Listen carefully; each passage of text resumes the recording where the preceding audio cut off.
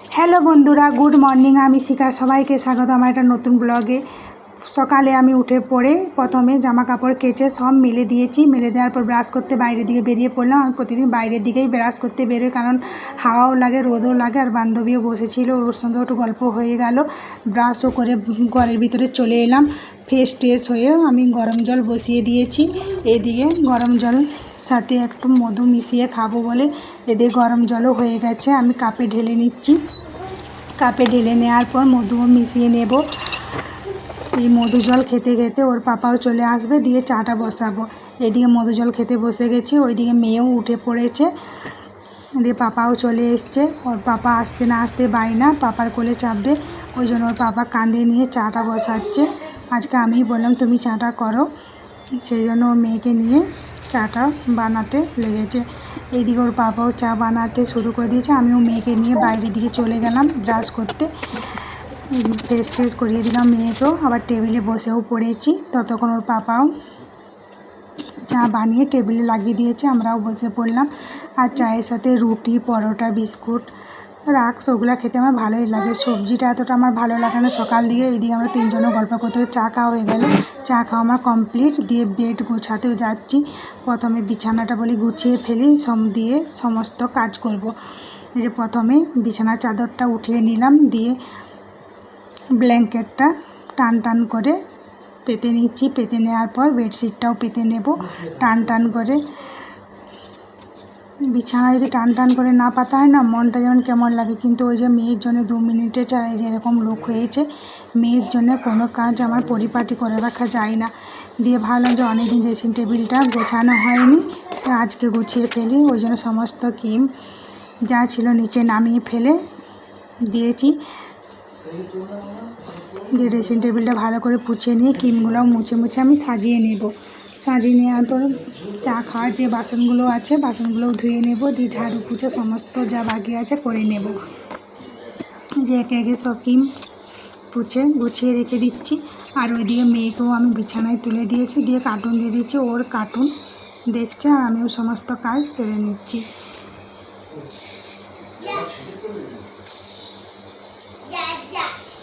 আর ছোটো বাচ্চা থাকলেই কি না, একটা গোছানোর পর আরেকটা গোছাতে হয়। মানে দিনে আমাকে এরকম দুবার করতে হয় গোছানো। দেখি এই যে গোছানোর লুকটা দেখাচ্ছি, যে আমার গোছানো হয়ে গেছে এরকম লুক। সব 2 মিনিটের জন্য। দিয়ে বাসন ধুতে চলে গেলাম। এই সমস্ত বাসন ধুয়ে বেসিনও পরিষ্কার করে নিচ্ছি।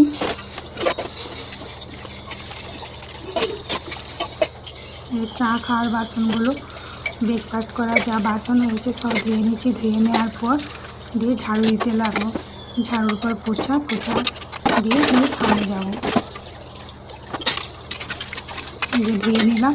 ওইদিকে মেয়ে টিভি দেখছে, কার্টুন দেখছে। আর ওর পাপাও কখন চলে গেছে তৈরি হয়ে ডিউটি। জামা ধোয়ে ওরাও এসছে, বেসিনও পরিষ্কার, এই যে দেখাচ্ছি। এদিকে মেয়েও শুয়ে টিভি দেখছে, আমিও ঝাড়ু দিতে লেগে গেছি। এই ঘরটা আগে প্রথমে ঝাড়ু দিয়ে দ্বিতীয় ঘরটায় যাব। দিয়ে বাইরে ভালো করে ঝাড়ু দিয়ে পোছা দিতে লাগবো। এই যে আমার 2টো রুমই ঝাড়ু দেওয়া হয়ে গেছে।